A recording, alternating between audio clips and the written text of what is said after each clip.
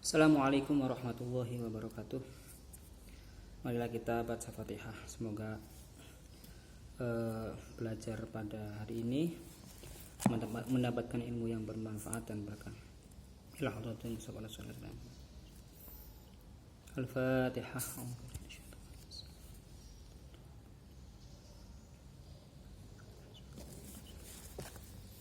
Bismillahirrahmanirrahim. Kita lanjutkan tentang pembahasan. Kemarin adalah rukun Islam, sekarang adalah rukun iman. Pembahasan materi yaitu Safinatun Najah. Bismillahirrahmanirrahim. Qala al-muallifu rahimahullah taala wa nafa'ana bi 'ulumihi wa barakatihi fid dharain. Allahumma amin.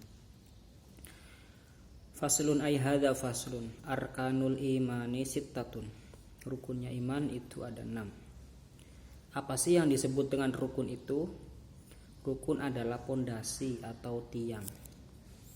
Atau saya contohkan yaitu akar. Akarnya pohon ketika semakin kuat ke dalam, maka walaupun pohon itu tinggi, insya Allah tidak akan roboh. Begitupun bangunan, ketika tiang atau akar tiangnya itu kuat, pondasinya kuat, insya Allah semakin ke atas akan kuat, sebagaimana yang kita lihat di gedung-gedung di Jakarta ini.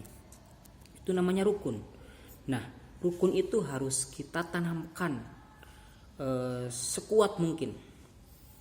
Apalagi iman. Iman itu apa sih? Iman secara bahasa adalah at-tasdiq, yaitu tasdik, kebenaran. Sedangkan menurut syara adalah iqbalul qalbi wa id'anuh, menerimanya hati, lima ulima bidururi, pada sesuatu yang diketahui secara pasti. Contohnya adalah sholat. Sholat itu adalah ilmu dururi. Ilmu dururi itu adalah ilmu yang tidak bisa ada sebab. Sholat ya sholat, wajib hukumnya. Kalau dikatakan kenapa sholat itu wajib, sudah dari perintah Allahnya seperti itu namanya dururi.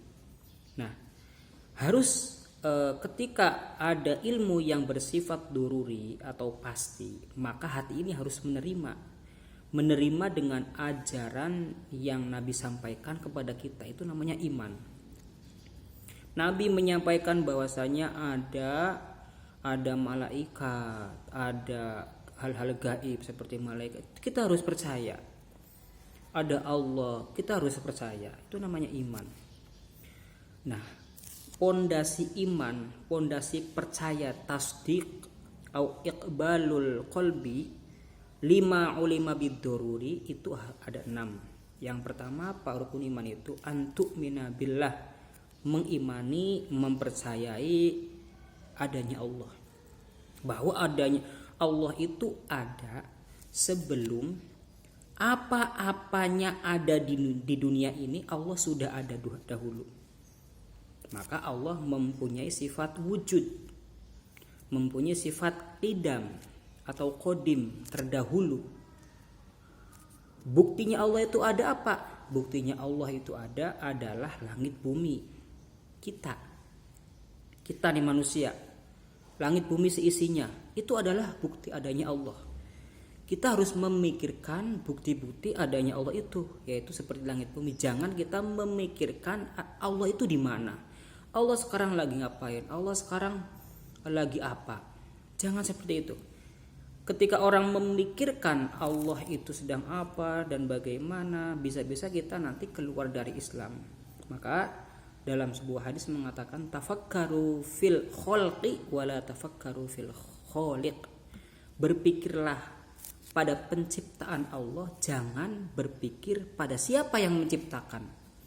Ketika orang berpikir siapa yang menciptakan bumi ini, tidak masuk akal kan? Bumi tidak ada tiangnya, langit tidak ada tiangnya, tapi setiap hari tidak pernah roboh. Begitupun matahari yang setiap hari menyinari bumi tanpa bayar. Kalau kita kan listrik bayar. Ketika ada padam kita protes. Itu kalau buatan selain Allah. Kalau Allah Setiap hari perputaran bumi, perputaran planet pada porosnya itu sudah diatur oleh Allah. Sehingga itu adalah bukti adanya Allah. Kita harus mengimani. Nah, cara mengimani Allah itu dengan cara kita memikirkan alam penciptaannya, bukan memikirkan sang pencipta atau Allahnya. Maka kalau kita memikirkan sang penciptanya, bisa-bisa keluar, sekarang Allah lagi ngapain ya? Duduk. Nah, berarti kalau Allah duduk, contoh umpama, kalau Allah duduk berarti Allah itu ada wujudnya. Berarti kalau ada wujudnya berarti Allah sama dengan orang, sama dengan kita. Gak mungkin Allah itu menyamai dengan makhluknya, tidak mungkin. Yang menciptakan itu tidak mungkin sama dengan yang diciptakan. Nah, itu cara mengimani kepada Allah. Maka dari itu, ya, al-iman bi anna Allah subhanahu wa ta'ala maujudun, kita harus mengimani Allah itu ada, wa annahu wahidun fi dzatih, bahwa Allah itu maha esa pada zatnya, wa sifatihi pada sifatnya, wa af'alihi pada pekerjaannya, la syarika lahu fil uluhiyah, tidak ada yang menyekutui di dalam penuhanannya. Apa? Waya istihqaqul ibadah. Tidak ada yang menyamai dalam segala sifatnya Allah, dalam segala af'al atau pekerjaannya Allah, zatiyahnya Allah, tidak ada. Muhal, tidak mungkin Allah menyerupai pada yang diciptakan, pada makhluknya. Masih wallah itu namanya selain Allah itu disebutnya namanya baru datang. Bumi ini adalah wujudnya adanya Allah. Ketika itu bumi adanya bumi itu pasti ada yang menciptakan. Kita menulis itu pasti ada yang ditulis. Setiap sesuatu yang bekas kita berjalan itu pasti ada orangnya. Begitupun Allah, begitupun bumi. Tidak mungkin bumi ini tiba-tiba ada tanpa ada yang menciptakan. Itu harus kita mengimani kepada Allah. Nah, maka sifat wajib yang harus diimani oleh kita, sifatnya Allah yaitu ada 20. Wujud, qidam, baqa, mukhalafatul hawadits, qiyamu bi nafsi, wahdaniyah, qudrat, iradah, ilmu, hayat, sama, basar, kalam, kaunuhu qadirun, kaunuhu muridan, kaunuhu aliman. Itu harus kita imani. Dan sebaliknya daripada wujud adalah sifat mustahil. Nah, begitupun sifat mustahilnya Allah itu ada 20. Wujud lawannya adam, qidam lawannya hudus, dan seterusnya. Nah, dari yang satu adalah sifat jaiz.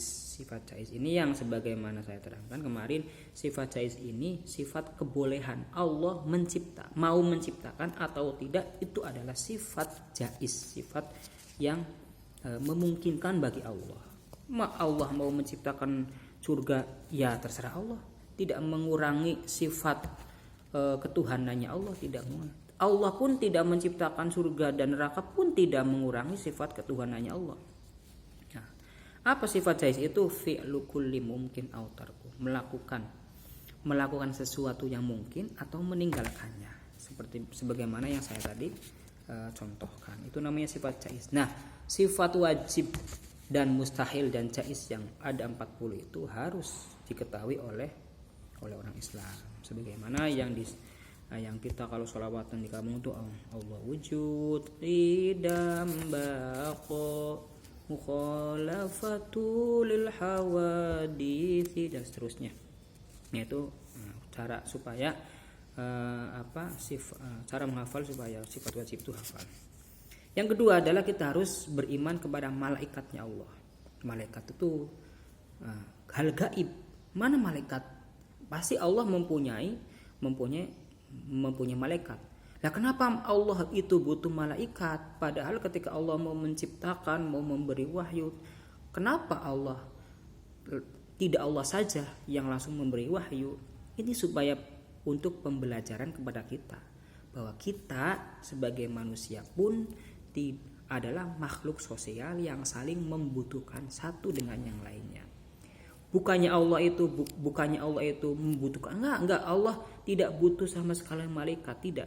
Itu tujuannya hanya untuk pembelajaran untuk manusia. Itu malaikat.